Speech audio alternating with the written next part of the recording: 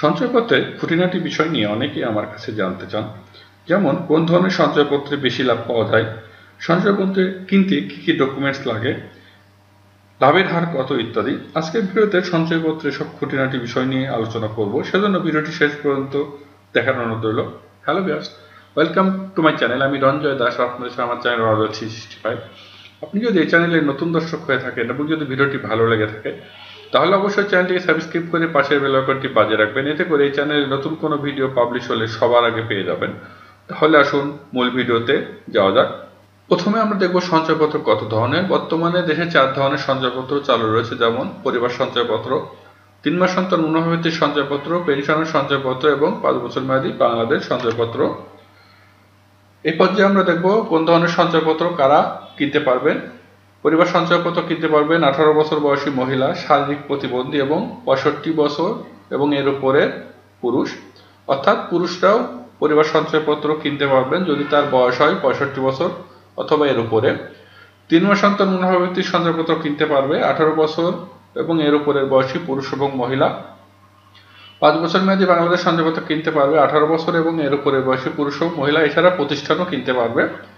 পেনশনের সঞ্চয়পত্র কিনতে পারবে পেনশনভোগী বাংলাদেশি নাগরিক, অর্থাৎ যারা পেনশন সুবিধা ভোগ করছেন তারা পেনশনের টাকা দিয়েই পেনশন সঞ্চয়পত্র কিনতে পারবেন। সঞ্চয়পত্র কোথায় পাওয়া যায়? জাতীয় সঞ্চয় ব্যুরোর যে বিভিন্ন সঞ্চয় অফিস রয়েছে, সেই সঞ্চয় অফিসে আপনি সঞ্চয়পত্র কিনতে পারবেন। বাংলাদেশ ব্যাংক সহ সকল সরকারি এবং বেসরকারি ব্যাংকে আপনি কিনতে পারবেন। এছাড়া পোস্ট অফিসেও সঞ্চয়পত্র কিনতে পারবেন। এ পর্যায়ে আমরা বিভিন্ন ধরনের সঞ্চয়পত্রের খুঁটিনাটি বিষয় নিয়ে দেখব। যেমন প্রথমে 3 মাস অন্তর মুনাফাভিত্তিক সঞ্চয়পত্র। 3 মাস অন্তর মুনাফাভিত্তিক সঞ্চয়পত্রে 3 মাস পর পর মুনাফা পাওয়া যায় এবং এর মেয়াদ হচ্ছে 3 বছর। তবে আপনি 3 বছরের পূর্বেও সঞ্চয়পত্র ভেঙে ফেলতে পারবেন। সেক্ষেত্রে আপনি যদি 1 বছরের পূর্বে ভেঙে ফেলেন তাহলে কিন্তু কোনো লাভ পাবেন না। নতুন নিয়মে সঞ্চয়পত্রের লাভের ক্ষেত্রে 4টি স্ল্যাবে ভাগ করা হয়েছে। সেক্ষেত্রে প্রথম স্ল্যাব হচ্ছে 5 লাখ টাকা পর্যন্ত, অর্থাৎ বিনিয়োগ যদি 5 লাখ টাকা পর্যন্ত হয় তাহলে মুনাফার হার হচ্ছে 11.04% এবং সেক্ষেত্রে 1 লাখ টাকায় 3 মাস পর পর মুনাফা পাওয়া যাবে 2622 টাকা। বিনিয়োগ যদি হয় 5 লক্ষ টাকার উপর হতে 15 লক্ষ টাকা পর্যন্ত, মুনাফার হার হবে 11.04% এবং প্রতি লাখ টাকায় 3 মাস পর মুনাফা পাওয়া যাবে 2484 টাকা। এখন এখানে একটা বিষয় রয়েছে, 5 লক্ষ টাকা পর্যন্ত এবং 5 লক্ষ টাকার উপর থেকে 15 লক্ষ টাকা পর্যন্ত মুনাফার হার একই, কিন্তু 5 লক্ষ টাকা পর্যন্ত বিনিয়োগের ক্ষেত্রে 5% উৎসে কর কাটা এবং 5 লক্ষ টাকার উপর থেকে 15 লক্ষ টাকা পর্যন্ত 10% উৎসে কর কাটা। সেক্ষেত্রে লাভের হারে ভিন্নতা দেখা যায়। এখন বিনিয়োগ যদি হয় 15 লক্ষ টাকার উপর হতে 30 লাখ টাকা পর্যন্ত, তাহলে মুনাফার হার হচ্ছে 10% এবং প্রতি লাখ টাকায় 3 মাস পর পর মুনাফা পাওয়া যায় 2250 টাকা। বিনিয়োগ 30 লাখ টাকার উপরে হলে মুনাফার হার 9% এবং 1 লাখ টাকায় 3 মাস পর পর মুনাফা পাওয়া যায় হচ্ছে 2025 টাকা। 3 মাস অন্তর মুনাফাভিত্তিক সঞ্চয়পত্রে এক নামে সর্বোচ্চ 30 লাখ এবং যৌথ নামে 60 লাখ টাকা ক্রয় করা যায়। এবার আমরা দেখব 5 বছর মেয়াদী বাংলাদেশ সঞ্চয়পত্র। 5 বছর মেয়াদী বাংলাদেশ সঞ্চয়পত্রের মেয়াদ আছে 5 বছর, অর্থাৎ 5 বছর পরে মুনাফা সহ মূল টাকা ফেরত পাওয়া যায়। এখন বিনিয়োগ যদি হয় 5 লাখ টাকা পর্যন্ত, তাহলে মুনাফার হার 11.21% এবং প্রতি লাখ টাকায় 5 বছর পর মুনাফা পাওয়া যায় 53,580 টাকা। বিনিয়োগ যদি হয় 5 লাখ টাকার উপর থেকে 15 লাখ টাকা পর্যন্ত, মুনাফার হার 11.28% এবং প্রতি লাখ টাকায় 5 বছর পর মুনাফা পাওয়া যায় 50,760 টাকা। বিনিয়োগ যদি হয় 15 লক্ষ টাকার উপর থেকে 30 লাখ টাকা পর্যন্ত, তাহলে মুনাফার হার 10.53% এবং প্রতি লাখ টাকায় 5 বছর পর মুনাফা পাওয়া যায় 46,350 টাকা।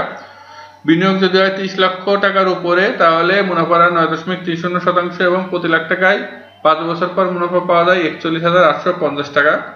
এখন আমরা দেখব পেনশনের সঞ্চয়পত্র। পেনশনের সঞ্চয়পত্রের মেয়াদ আছে 5 বছর এবং প্রতি 3 মাস পর পর মুনাফা পাওয়া যায়। বিনিয়োগ যদি হয় 5 লাখ টাকা পর্যন্ত, তাহলে মুনাফার হার 11.76% এবং প্রতি লাখ টাকায় 3 মাস পর পর মুনাফা পাওয়া যায় 2940 টাকা।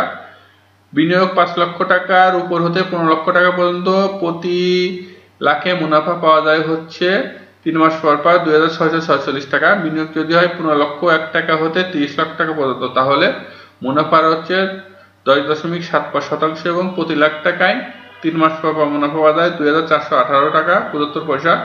এবং বিনিয়োগ যদি হয় 30 লক্ষ টাকার উপরে, তাহলে মুনাফার হার 9.75% এবং প্রতি লাখ টাকায় 3 মাস পর মুনাফা পাওয়া যায় 2193 টাকা 72 পয়সা। পেনশনের সঞ্চয়পত্র এক নামে সর্বোচ্চ 50 লাখ টাকায় ক্রয় করা যায়। এখন আমরা দেখব সবচেয়ে জনপ্রিয় সঞ্চয়পত্র পরিবার সঞ্চয়পত্র, এবং প্রতি মাসে মাসে মুনাফা পাওয়া যায়। এর মেয়াদ হচ্ছে 5 বছর। বিনিয়োগ যদি হয় 5 লাখ টাকা পর্যন্ত, তাহলে মুনাফার হার 11.52% এবং প্রতি লাখ টাকায় প্রতি মাসে মুনাফা পাওয়া যায় 912 টাকা। বিনিয়োগ যদি হয় 5 লক্ষ টাকার উপর থেকে 15 লক্ষ টাকা পর্যন্ত, তাহলে মুনাফার হার 11.52% এবং প্রতি লাখ টাকায় প্রতি মাসে মুনাফা পাওয়া যায় 864 টাকা। বিনিয়োগ যদি হয় 15 লক্ষ টাকার উপর থেকে 30 লাখ টাকা পর্যন্ত, তাহলে মুনাফার হার 10.50 এবং প্রতি লাখ টাকায় প্রতি মাসে মুনাফা পাওয়া যায় 787 টাকা 50 পয়সা। বিনিয়োগ 30 লক্ষ টাকার উপরে হলে মুনাফার হার 9.50% এবং প্রতি লাখ টাকায় মুনাফা পাওয়া যায় 712 টাকা 50 পয়সা। পরিবার সঞ্চয়পত্র একক নামে সর্বোচ্চ 45 লাখ টাকা ক্রয় করা যায়। এখন আমরা সঞ্চয়পত্রের কিছু গুরুত্বপূর্ণ বিষয় দেখব, যেমন সঞ্চয়পত্র কিনতে কি কি কাগজপত্র লাগবে। সঞ্চয়পত্র কিনতে আবেদনকারীর পাসপোর্ট সাইজের ছবি লাগবে, আবেদনকারীর ভোটার আইডি কার্ডের কপি লাগবে, সঞ্চয়পত্রে অবশ্যই নমিনি দিতে হবে, সেক্ষেত্রে নমিনির ভোটার আইডি কার্ডের কপি লাগবে এবং পাসপোর্ট সাইজের ছবি লাগবে।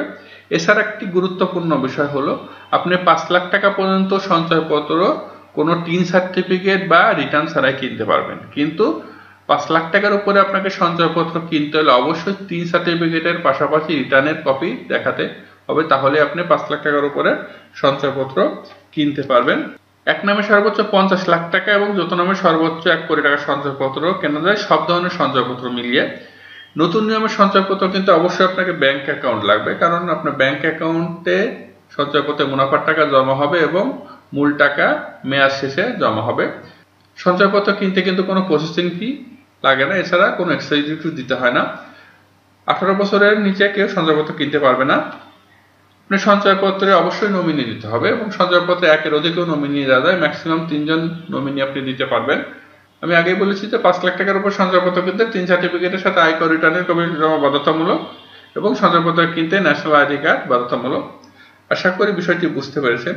সঞ্চয়পত্র সম্পর্কে আরও যদি কোনো আপনাদের তথ্য জানার থাকে তাহলে অবশ্যই কমেন্ট বক্সে জানাবেন, আমি চেষ্টা করবো সেগুলো উত্তর দিতে। আর এরকম গুরুত্বপূর্ণ ভিডিও নিয়মিত আপডেট পেতে অবশ্যই আমার চ্যানেলটিকে সাবস্ক্রাইব করে পাশে বেল আইকনটি বাজিয়ে রাখবেন। আজ এই পর্যন্তই, সামনে আবার নতুন কোনো ভিডিও নিয়ে দেখা হবে। সে মধ্যে ভালো থাকবেন, সুস্থ থাকবেন, আমার চ্যানেলের সাথে থাকবেন।